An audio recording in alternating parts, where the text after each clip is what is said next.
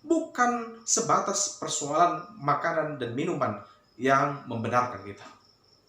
Tetapi, saudaraku, iman kitalah yang menerima keselamatan itu menjadi nyata dalam kehidupan kita.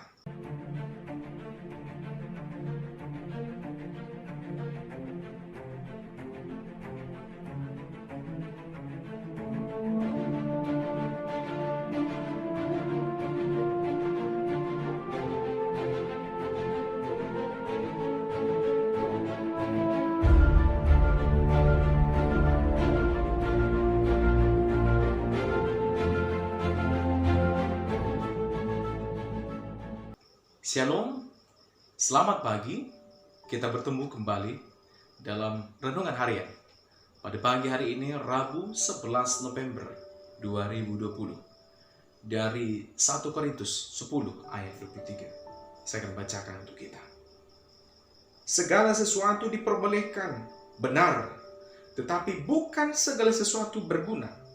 Segala sesuatu diperbolehkan, benar, tetapi bukan segala sesuatu membangun. Saudaraku, firman Tuhan ini adalah surat yang disampaikan oleh Paulus untuk menyampaikan sebuah pengajaran kepada umat yang ada di Korintus. Dengan bagaimana seharusnya orang-orang Kristen pada zaman itu hidup dalam keselamatan dari Tuhan Yesus Kristus. Tentunya dalam pasal-pasal sebelumnya Paulus sudah menerangkan bahwa ada fenomena yang terjadi di tengah-tengah jemaat Korintus, yaitu dengan terbentuknya golongan-golongan di antara mereka yang sering membuat pertikaian, perselisihan di antara jemaat Korintus. Karena, saudaraku, mereka malah mengidolakan tokoh atas iman mereka. Maka dengan itu terbentuklah golongan Apolos, golongan Paulus, golongan Kefas, dan golongan Kristus. Tidak berhenti dengan itu, saudara. Ternyata fenomena yang terjadi pada saat itu membuat mereka saling mengumbar kelebihan mereka, tetapi juga mereka juga saling mencari kekurangan daripada golongan-golongan yang lain. Akhirnya tidak terelakkan. Yang terjadi, konsep beriman mereka adalah konsep beriman dalam ranah perselisihan, bukan soal iman yang benar kepada Tuhan.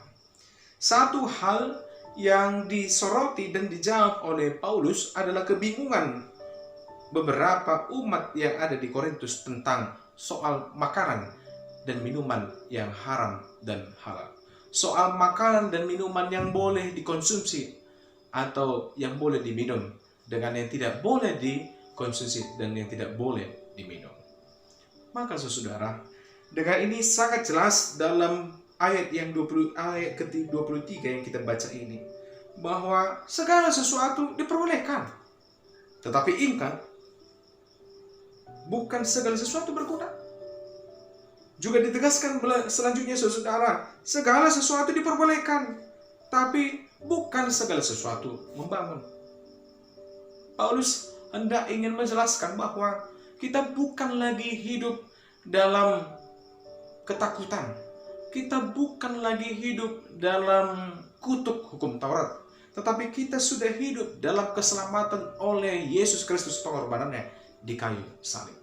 Maka jelas keselamatan yang disampaikan oleh Tuhan Yesus adalah anugerah, cuma-cuma, bukan karena kita melakukan hukum Taurat, bukan karena pembenaran atas diri kita sendiri, tetapi Tuhanlah yang membenarkan kita.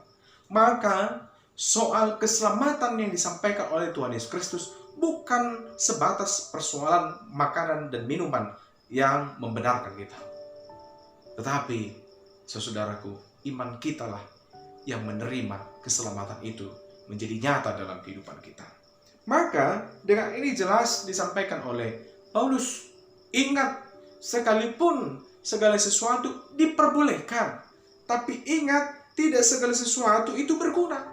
Maka pilihlah yang berguna, yang bisa membangun imanmu kepada Tuhan, yang bisa membuat engkau semakin dekat kepada Tuhan. Juga dijelaskan di sini, saudara, segala sesuatu diperbolehkan, tetapi bukan segala sesuatu membangun. Maka pilihlah yang bisa membangun hubunganmu dengan baik kepada Tuhan, bukan malah menjauhkan engkau dengan Tuhan. Maka saudara, soal haram, soal halal, itu adalah soal bagaimana segala sesuatu itu bisa kita manfaatkan untuk mendekatkan hubungan kita dengan intim kepada Tuhan.